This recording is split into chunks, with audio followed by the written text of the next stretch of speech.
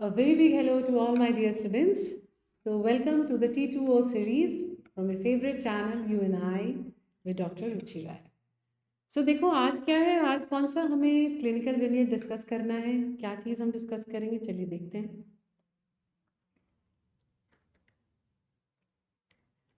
साथ साथ पढ़ते हैं इसको।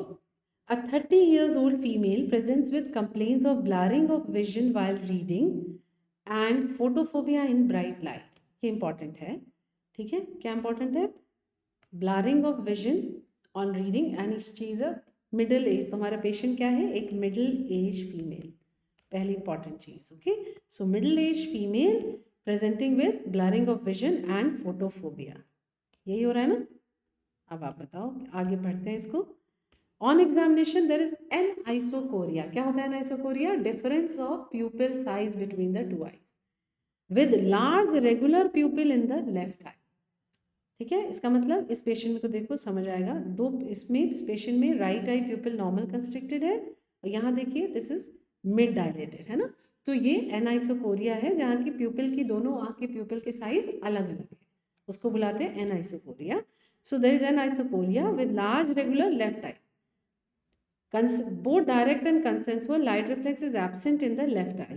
Left pupil responds slowly to near with slow redilatation.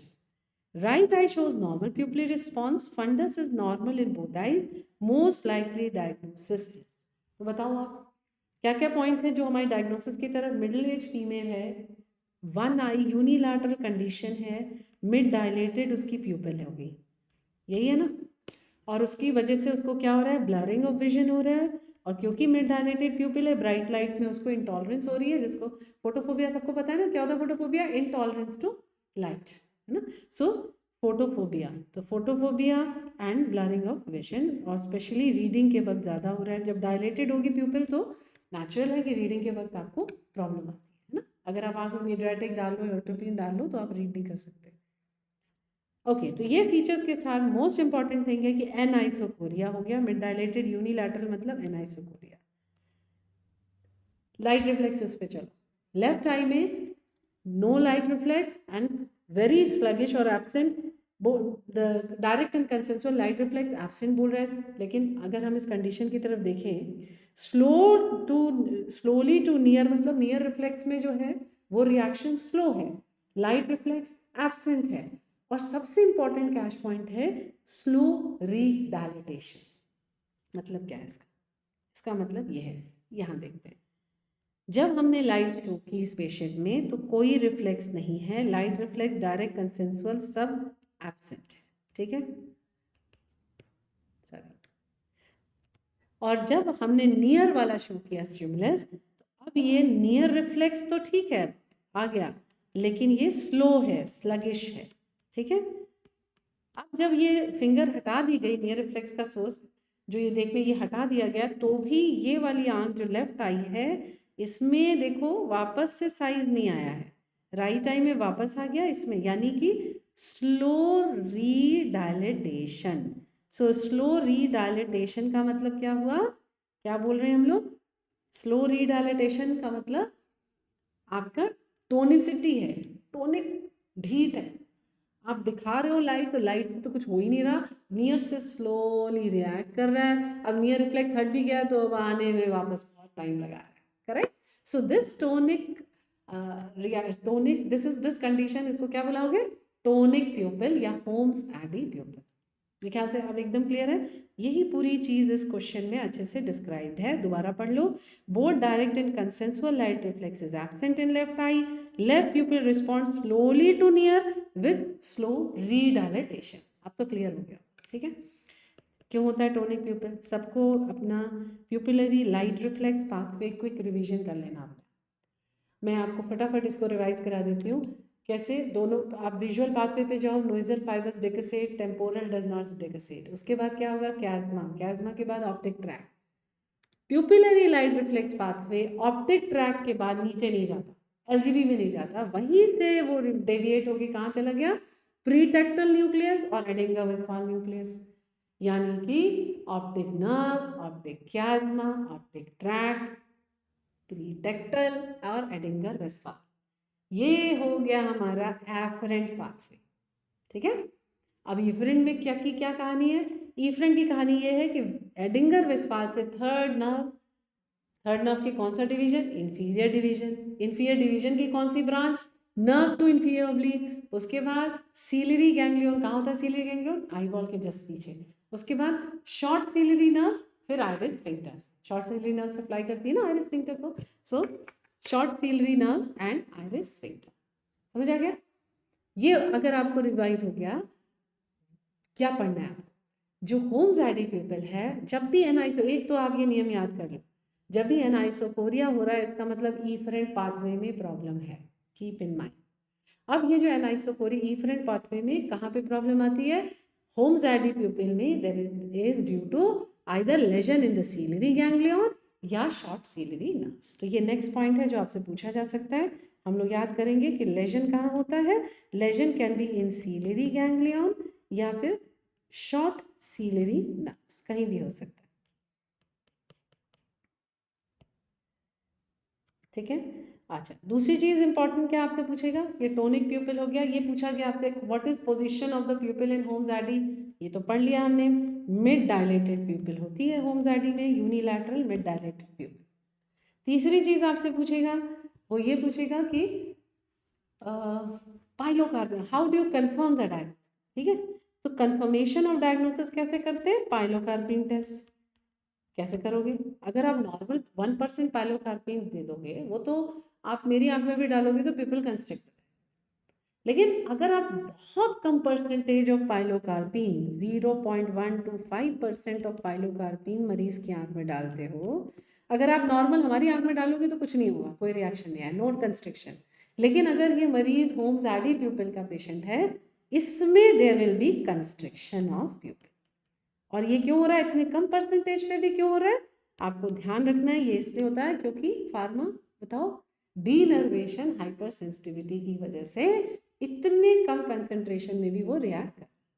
ठीक है, सो ये this is happening due to denervation hyper sensitivity reaction. ये जितने भी आप वीडियोस के थ्रू हमसे हमारे साथ आप पढ़ाई कर रहे हो, ये पॉइंट्स हम नोट कर रहे हैं, इसको एक कैजुअली बैठ के मत सुनना। ठीक है, मैंने को लगा ये बात मैंने यहाँ पे बोलना तो मैं मिस कर गई थी। सो ये चीज़ ध्यान रखो कि ये कॉपी आपके पास होनी चाहिए कि हाँ ये मैम के साथ हम कुछ कुछ चीज़ें पढ़ते हैं, हम रिवाइज करते हैं, उसको नोट करना है, जिससे कि अपने, हमेशा याद रखो, अपने हाथ से लिखा हुई चीज़ आपको ज़्यादा रिटेन होगी। जितनी ज़्यादा रिविजन्स करोगे उतना ज़्यादा रिटेन होगा। ये कुछ नियम हैं जो हमेशा हमेशा काम आते हैं। Please discipline yourself. ठीक है, और हाँ, एट द एंड जो मैं थॉट फॉर द डेज हमेशा डिस्कस करती हूँ आप लोग के साथ, वो आपका most important part of the lecture, वो आपको बहुत लंबी ज़िंदगी में बहुत काम आने वाला है। तो उसके लिए अलग से आप एक एटलीस्ट 2-3 पेजेस तो डेडिकेट करिए, या अलग से कोई डायरी डेडिकेट करिए जिसमें लिखिए, जिससे कि जब भी आप लो फील करो, जब भी आप डिस्करेज फील करो, आप उसको ओपन करके पढ़ो कि हमने क्या डिस्कस किया था। It's going to go long way. ठीक है, हम सब कभी ना कभी लो फील करते हैं, है ना, we are all humans. Okay, so anyway, फिर कहने का मतलब पाइलोकार्पिन समझ आ गया।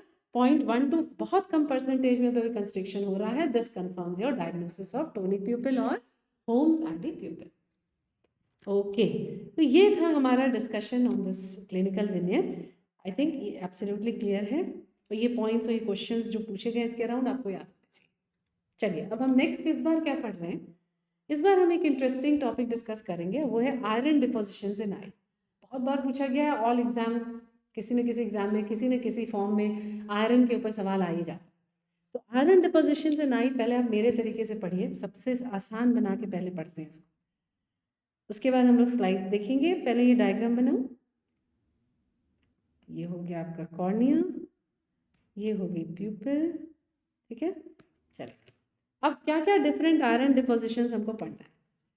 पहला, नंबर 1, मिडिल 1/3 और लोअर 1/3 ऑफ कॉर्निया पे कोई खास कारण नहीं, कोई पैथोलॉजी से एसोसिएशन नहीं है, इस तरह का आयरन डिपोजिशन मिल सकता है, यानी ये इडियोपैथिक है। नाम पता होना चाहिए, इसको बोलते हैं हुडसन स्टाहली लाइन। क्या बोलते हैं? हुडसन स्टाहली लाइन, ये इडियोपैथिक। ठीक है। चल अब उसके बाद नेक्स्ट हम पढ़ते हैं टेरिजियम। अगर हो जाए तो टेरिजियम यहाँ पे बना लो, डायग्राम सबको बनाना है, ठीक है। एक डायग्राम को क्विकली देखोगे और लास्ट में पे आपको रिवाइज हो जाएगा, इसलिए प्लीज डायग्राम बनाओ। टेरिजियम के हेड पे जो आयरन डिपोजिशन होता है इसको हम बुलाते हैं स्टॉकर्स लाइन, ठीक। तीसरे, अगर हमने ट्राबेक्युलेक्टमी की है किसी पेशेंट में, सबको याद है ना ट्राबेक्युलेक्टमी ओपन एंगल ग्लाइकोमा में जनरली करते हैं। ग्लाइकोमा के पेशेंट्स में ट्राबेक्युलेक्टमी में आप क्या कर रहे हो, एक फिस्टुला बना रहे हो, है ना। तो जो फिस्टुला आप बनाते हो उसके सो दैट एंटीरियर चेंबर से सब कंजंक्टाइवल स्पेस, यही आप एक पाथवे बना रहे हो। अब अगर सब कंजंक्टाइवली एक्वेस बहेगा नीचे, अगर आपका फिस्टुला काम कर रहा है और एक्वेस फ्लो कर रहा है तो क्या होता है कि कंजंक्टाइवा ऊपर छाले की तरह उठा हुआ दिखता है। उस उठे हुए कंजंक्टाइवा को हम क्या बुलाते हैं, हम बोलते हैं ब्लेब। अब ट्राबिकुलेक्टमी में ये जो ब्लेब बन गया फूला हुआ कंजंक्टाइवा, इसका मतलब कि फिस्टुला हमारा काम कर रहा है, हमारी सर्जरी सक्सेसफुल है। तो bleb formation actually is indication कि सक्सेसफुल सर्जरी हुई है। अब इस ब्लेब फॉर्मेशन के अराउंड जो आयरन डिपोजिशन हो जाए उसको हम बुलाएंगे filtering bleb, F for F, Ferry's line. अब हम याद करेंगे फेरीज लाइन। हो गए, 3 नाम हो गए। चौथा नाम, ये तो सबको पता है, केराटोकोनस के पेशेंट में बेस ऑफ कोन पे आयरन डिपोजिशन हो जाता है, इसको बोलते हैं फ्लेशर्स रिंग। इतनी बार पूछा गया आप लोग के एग्जाम में। ये केसर फ्लेशर नहीं है, ये आयरन डिपोजिशन है, ये फ्लेशर्स रिंग है। केसर फ्लेशर क्या पढ़ा था, copper deposition in Wilson's disease या इन कैल्कोसिस, ठीक। अच्छा एक और चीज आप ध्यान रखना, नेक्स्ट सवाल आपसे पूछता है ये सब किस लेयर ऑफ कॉर्निया में होंगे, अगर जब आपको बोलना है एपिथीलियम। आयरन डिपोजिशंस कहाँ होते हैं, एपिथीलियम में होते हैं। और कोई आयरन डिपोजिशन बचा है, यस। अगर आयरन आपके आंख के अंदर चला जाए तो इंट्राऑक्यूलर आयरन फॉरेन बॉडी को क्या बोलते हैं, उस कंडीशन को सिडरोसिस। चलिए सिडरोसिस के बारे में पढ़ेंगे, पहले स्लाइड देख लीजिए। देखिए ये हो गई आपकी फ्लेशर्स रिंग, दिख रही है वेरी क्लियरली यहाँ से यहाँ तक, ठीक है। सो ये हो गई Fleischer's ring. So this is your Fleischer's ring. I think it's already, ये इतने क्लियर है कि इसको अननेसेसरी मार्क करने से कंफ्यूजन ही हो रहा है, ऐसे देख लीजिए। अब आइए नेक्स्ट हम पढ़ते हैं, ये आपने फिल्टरिंग ब्लेब बना हुआ है और इसके अलाउंड जो भी आपने आयरन डिपोजिशन देख रहे हो ये हो गया जस्ट आयरन डिपोजिशन फिल्टरिंग ब्लेब, ये हो गया आपका फेरीज लाइन। अब उसके बाद नेक्स्ट है ये है आपका टेरिजियम। टेरिजियम के हेड पे कैन यू सी दैट ये रेडिश सी लाइन दिख रही है, एरोज दिखा रही है, सॉरी एक मिनट।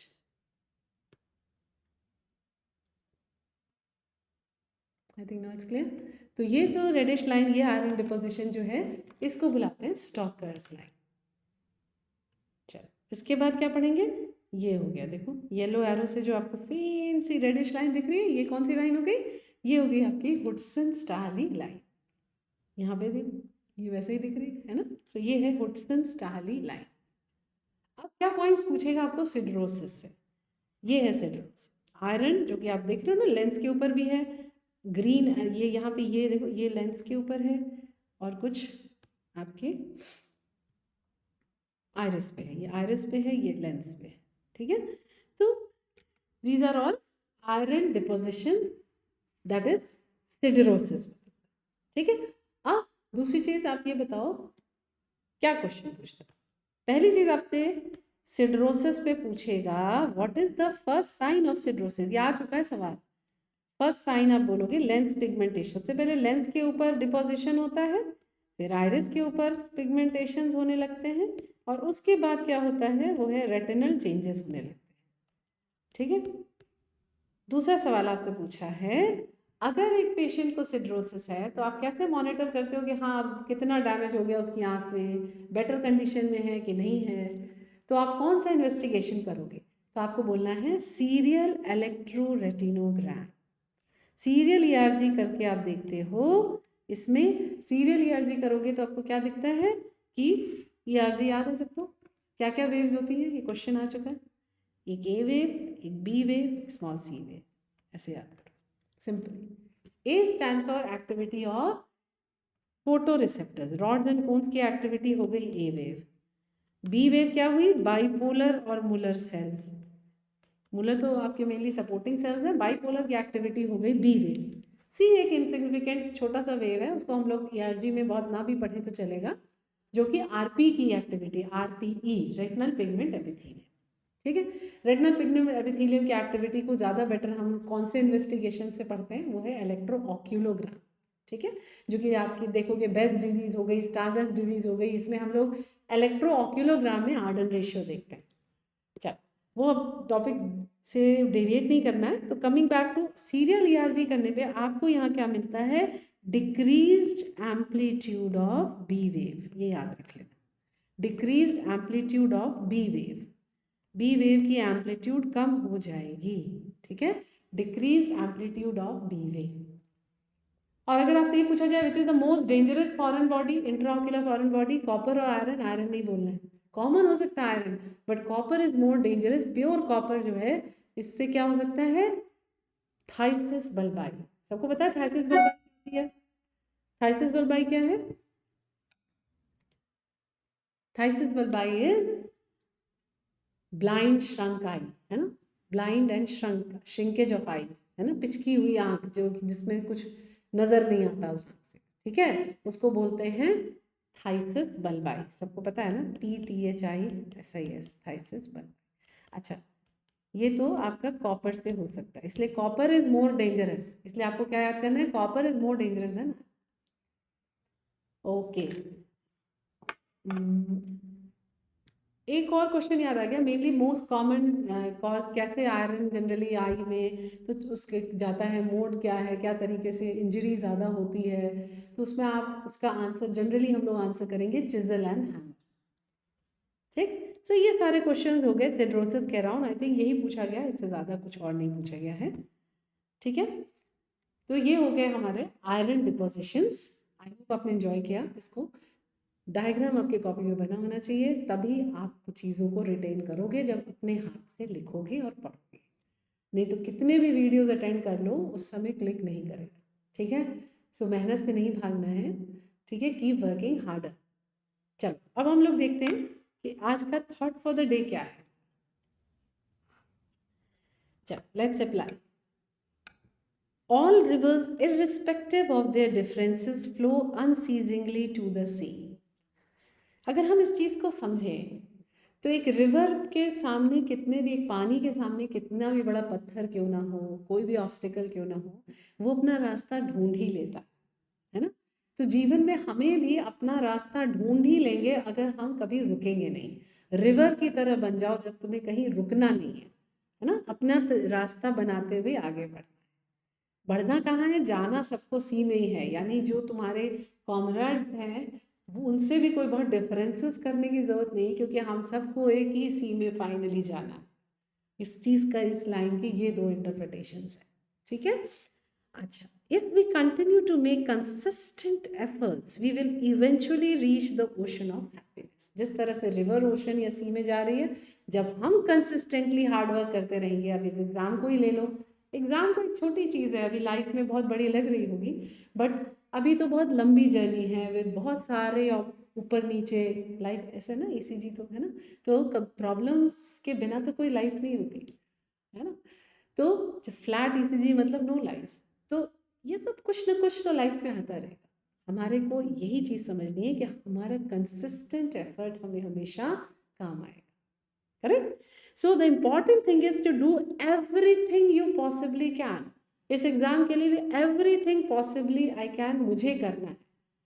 कल जितना मैंने पढ़ाई की उससे 5 मिनट बेटर, रोज सुबह उठ के एक चीज़ ज़रूर सोचनी चाहिए, मैं अपने आप पे क्या काम करूँ to become a better person today, कल से थोड़े और बेटर पर्सन, अच्छा कल मैंने ये थोड़ी गलती की थी तो इस पे मुझे काम करना, तो ये तो लास्ट ब्रेथ तक चलेगा कि how to become a better person and how to keep moving forward and how to keep striving and continuously, हार नहीं माननी है, गिर गए हो अपने आप उठना है, कोई नहीं उठाया, करेक्ट। अगर अपने आप उठ गए, पहुंचे नहीं पहुंचे, अपने आप उठने को ही सबसे बड़ी विक्ट्री कहते हैं, ठीक। So what is last line पढ़ते हैं साथ साथ, you will be more surprise that any one at how much you can achieve. अपने आप को खुद को सरप्राइज करो। You possess such unlimited potential. हम सबके अंदर अनलिमिटेड पोटेंशियल है, रिस्पेक्ट करो उसको, टैप करो। ठीक है, so hope this was helpful. Thank you so much, stay blessed and keep smiling.